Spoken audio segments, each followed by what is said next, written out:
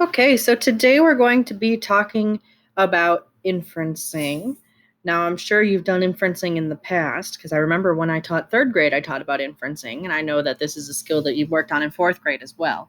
But an inference is something that we can tell about what we're reading based on clues we're given and things we've experienced on our own in order to understand what's happening in a story.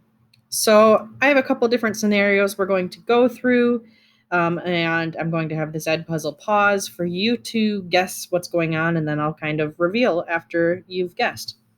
So in scenario one, our clue here, we see that Julie is chasing a bus as it drives away. So I can tell based off of my own schema, and a schema is things that you've already experienced, things in your mind that you already understand about that type of situation. If a bus is driving away and Julie is chasing it, I know that means she probably missed it. Otherwise, why are you running for a bus? Okay. Number two, Alice is looking at the TV while holding a tissue up to her face. So go ahead and type what you think is happening. And I can tell that what's happening is that maybe she's watching a sad TV show and it's making her cry. I can relate to this from my own schema, my own experience, like the movie Up, the one with the house and the balloons. That's made me cry every time I watch it. So maybe she's watching Up.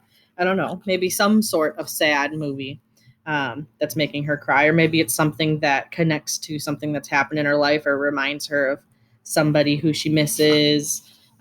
Lots of different things could be happening, but she's crying while watching TV is the main thing. Scenario number three, Alex, Jorge, and Alicia are eating pizza with baseball gear on. A trophy sits on the table. Well, I can say that if there's a trophy on the table, that means they probably won. And if they're eating pizza, maybe they're eating that as a celebration. So maybe this is a pizza party to celebrate that they won their game. What you just did is called making inferences. How do we make inferences? Step one, read the text and find evidence. What is the author saying? So for this one, Emperor penguin parents share the responsibilities of caring for their offspring. The female lays one egg, which she places on the male's feet.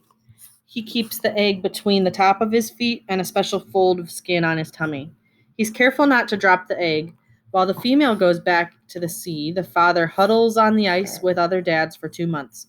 The males do not eat during this time. The female returns when the egg is ready to hatch. She feeds the chick a meal of fish. The male goes to find food in the sea for himself and the chick. Both parents then share the work of feeding the chick. So, what the author is actually saying here is that the parents share responsibilities, and then the author comes back at the end to say they share the work. So, I'd say that's the main idea here of the paragraph. And then these in the middle are sharing all the different examples of how they work together. Activate your schema is step two. What do I know that helps me connect my knowledge with this text? Well, I can think about the movie Happy Feet. Even though that is a fictional movie, they did use a lot of things that are real with how penguins work together to take care of their children. If you remember in the movie, the dad is taking care of the egg as the little penguin is growing. I forget his name, the singing penguin, the main one. um, but the dad takes care of the egg, and the moms all leave off, and there's like this big song and everything, and then the moms go get food while the dads take care of the egg, and then they come back. So I know that that's true, that the dad takes care of the egg while the mom goes to get the food. And then there's all this extra information telling me different things about how that works. The males don't even eat during that time. Their only job is to warm the egg and huddle it with that flap of skin on his tummy and the top of his feet. Um, so then, step three, make an inference. What logical conclusion can I reach based on the text and my schema? So you can use phrases like, I infer that, this could mean, I think that, I predict that, and maybe. So I could say, I infer that penguins have the instinct to work together to take care of their children. because they each have jobs. That kind of thing. That's how I would make an inference in an informational text. And step 4, inferences help you understand the text more fully. So I'm really connecting it to something that I've already read or something I've already experienced. Maybe I've seen this at the zoo. Maybe I've read another penguin book about this or a penguin passage.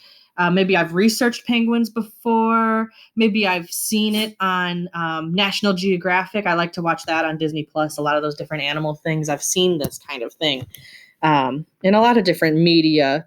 And maybe some people have actually worked with penguins before. Or maybe some kids. I know I had a student a few years ago whose dad worked at the Brookfield Zoo. So he got to go and actually help take care of the penguins sometimes with his dad. So, yeah, there's lots of different ways that your personal experiences can help you understand text more fully. So I'm just going to go over real quick that there's inference question types. The first one is a right there.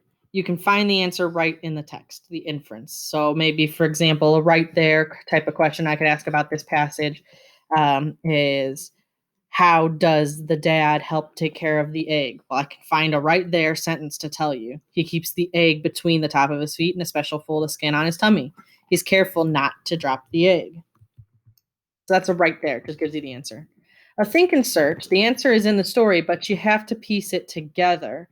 So that might be a situation where it's talking about how does the mom feed her babies? Well, she goes off and hunts and then gets the fish and then has to come back. So you have to look for different pieces in the paragraph and piece it together.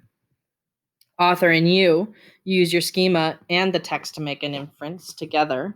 So your experiences and the text. And then on my own, you use your schema. What's your opinion? So what do you actually think on that? So that's just kind of an overview on making inferences in informational text.